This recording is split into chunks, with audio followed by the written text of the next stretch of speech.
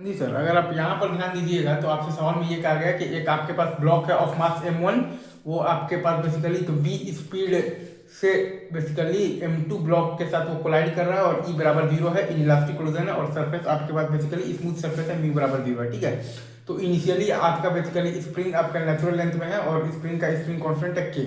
हमें बताना है find the minimum speed of m2 and maximum speed of the m3। तो हमें ये चीज समझ में आना चाहिए कि m3 की मैक्सिमम स्पीड और m1 और प्लस m2 की मिनिमम स्पीड अगर आप ध्यान दीजिएगा तो वो आपके पास तो कहाँ पर आएगा। m3 का मैक्सिमम स्पीड और m2 का मिनिमम स्पीड आपके पास आएगा जब स्प्रिंग आपके पास नेचुरल लेंथ में है। m3 का आपके पास मैक्सिमम स्पीड और m2 का मिनिमम स्पीड आपके पास आएगा जब स्प्रिंग आपके पास नेचुरल लेंथ में है। m3 का मैक्सिमम स्पीड और m2 का मिनिमम स्पीड आपके पास आएगा जब स्प्रिंग आपके पास नेचुरल आपके पास लेंथ पर है।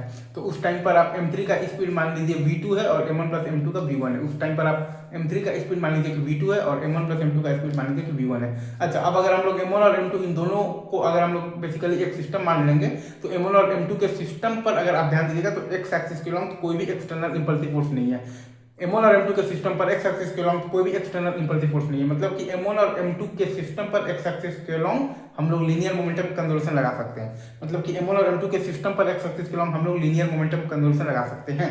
तो m1 इंटू वी बराबर है m1 plus m2 into we dash के, m1 इंटू वी बराबर है m1 plus m2 into we dash के, तो वी डैश बराबर है m1 into we by m1 plus m2। तो आपके पास वी डैश बराबर है m1 into we by m1 plus m2 के, सही है।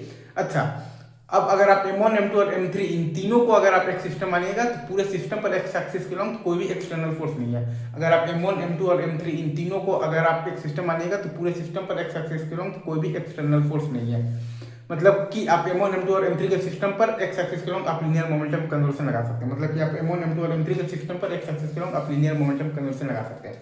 तो आपके पास आएगा m1 plus m2 into we dash बराबर m1 plus m2 into v1 और प्लस m3 इंटू आ जाएगा आपके पास v2। तो वहां से आपके पास आ जाएगा, अगर आप ध्यान दीजिएगा तो m1 इंटू वी और वो बराबर आ जाएगा m1 plus m2 into v1 और प्लस m3 इंटू आ जाएगा आपके पास v2 के।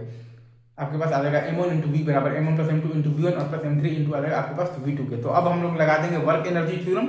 तो work done by the spring force तो जीरो है क्योंकि नेचुरल लेंथ से नेचुरल लेंथ की बात हो रही है।